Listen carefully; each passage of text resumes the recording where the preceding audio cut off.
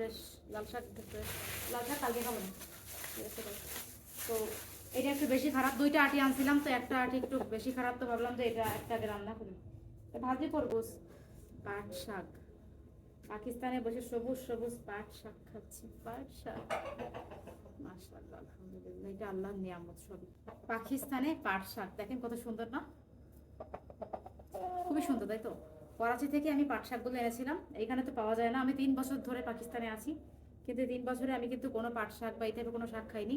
এবার হচ্ছে প্রথমবার আমি করাচি গেছি, প্রথমবার করাচি গিয়ে আমি পাট শাক 2টা মুঠি নিয়ে আসছি, বেশি আনতে পারি না, 2 মুঠি পাট শাক আনছি। তারপরে হচ্ছে চিংড়ি মাছ, ইলিশ মাছ সব নিয়ে আসছি। তো আজকে আমি পাট শাক দিয়ে রান্না করবো চিংড়ি মাছ, পাট শাক ভাজি করবো চিংড়ি মাছ দিয়ে।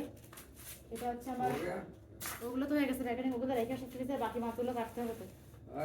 হ্যাঁ পাট শাক খাওয়া তুমি? খাওয়া না তুমি? চিংড়ি মাছ ভাজি করবো না। আমার বর এই যে আমার জন্য আছে, এই শাকটা আমার সব থেকে ফেভারিট, এটা অনেক মজার একটা শাক। তুমি এখানে দাঁড়াচ্ছ কেন বাবা? তো পাকিস্তানে কি ওদের দুধ একটু খাওয়া দাও, ছায়া দাও না, দুধের স্বাদ দিও না, দিও না, দিও না, খারাপ দিও না, দিও না, দিও না। সে এখন এই পাট শাকগুলো, একটা একটা পাট শাকের একটু দাম বেশি, এক মুঠি মানে 50 টাকা ছিল না, একটু দাম বেশি এটা। এটা আর লাল শাকের না, এদের দাম বেশি। ওই ঘরের ভিতরে, কড়াইয়ের ভিতরে ওটা নিয়ে আসো, রেখে আসো ফ্রিজে একটু। দেখো তো কয় প্যাকেট হয়েছে, আমি সবগুলো হিসাব করে রাখছি। কালকে কয় প্যাকেট হয়েছিল? 49 প্যাকেট না? কালকে 50 প্যাকেট ছিল না? ওগুলো বড় প্যাকেটে রেখে আসো ফ্রিজে। আর আজকে যে মাছ আমি নিয়ে নিছি ওগুলো, এখন আমি হচ্ছে ই করবো। তো গাইজ এই হচ্ছে অবস্থা। তো এখন আমি হচ্ছে এই পাট শাকগুলো কি সুন্দরভাবে কেটে নিব আজকে রান্না করার জন্য। দেখো কত সুন্দর পাট শাক, ফ্রেশ, একদম ফ্রেশ, দেখো কত তাজা। পাট শাকের পাতাগুলো নিতে হয়, শুধু অন্য কিছু নিতে হয়।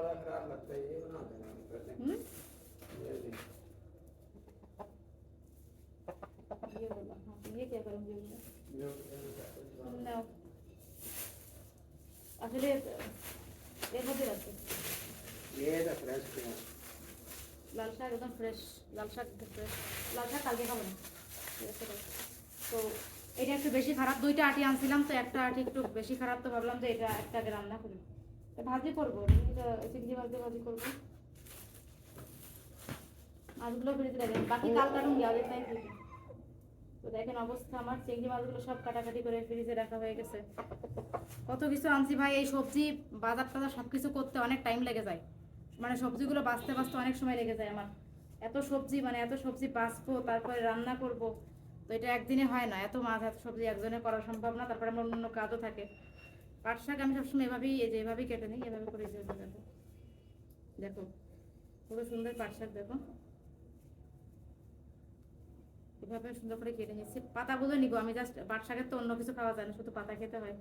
এদিকে আমার মুরগিগুলো ডিস্টার্ব করতেছে, দেখো এখানে ওরা শাক খাওয়ার জন্য বসে আছে। তবে বাবা এগুলো অনেক দামি শাক, এগুলো তোমাদেরকে দেওয়া যাবে না, বুঝছো? এটা খাও, এইটা খাও। তো যাই হোক, পাট শাক আমার কাছে ভালো লাগে, পাট শাক ডাল দিয়ে রান্না করলে বেশি মজা লাগে, তবে আমি ডাল দিয়ে না, চিংড়ি মাছ যেটা ভাজি করবো, এটা ভাজি করলে বেশ মজা লাগে চিংড়ি মাছ দিয়ে। ঠিক আছে? হ্যাঁ আচ্ছা, কালকে হয়েছে 48, কত হইলো ফের? 8 15 48 কত? 50 50 100,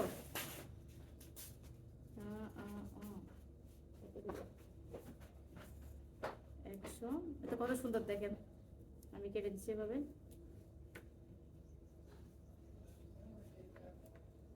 এই দেখো মাশাআল্লাহ, ওয়াও কত সুন্দর সবুজ সবুজ পাট শাক। পাকিস্তানে বসে সবুজ সবুজ পাট শাক খাচ্ছি, পাট শাক মাশাআল্লাহ আলহামদুলিল্লাহ, এটা আল্লাহর নিয়ামত সবই। আমরা যা খাই যা কিছু করি সবই আল্লাহর নিয়ামত, আল্লাহ তাআলা আমাদের নসিবে লিখছে বলে আমি খাইতে পারতেছি, আমি খাইতে পারতাম ভালো।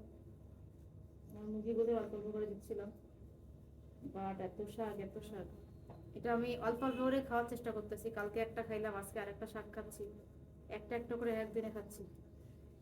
দেখেন কত সুন্দর পাট শাক। পাট শাক আমার আম্মু অনেক ভালো রান্না করতে পারতো, আমার আম্মুর হাতে পাট শাক রান্না আর আমার, আমি তো এখন করতেছি অবশ্য, আজকে এই প্রথমবার আমি জীবনে পাট শাক রান্না করবো, এর আগে কখনো করি নাই।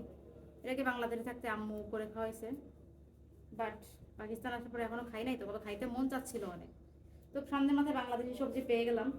আমি গেস করতেছিলাম যে আল্লাহ পাট শাক পাবো কি না, আমি ভাবছিলাম অলওয়েজ পাওয়া তো সম্ভব নয়, তো পায়ে যাবো এটা ভাবি নাই যে পায়ে যাবো, পায়ে গেছি এখন, এই যে নিয়ে আসছি। তবে অনেক কষ্ট করতে হয়েছে, আপনারা দেখছেন তো 32 ঘন্টা 35 ঘন্টার জার্নি করে রাস্তাঘাটে, অনেক দূর না, এক প্রদেশ থেকে অন্য প্রদেশ, পাকিস্তান তো অনেক বড়, এক প্রদেশ থেকে অন্য প্রদেশে গিয়ে সব সামান নিয়ে আসা অনেক কষ্টকর ব্যাপার। তাও আমি এনেছি, আমার একটা এটা কি বলবো, হিম্মত বলা যায়, যে এত কষ্ট করে আমি সাকসেস হয়েছি ফাইনালি। আর সব থেকে বড় ক্রেডিট আমার বরের।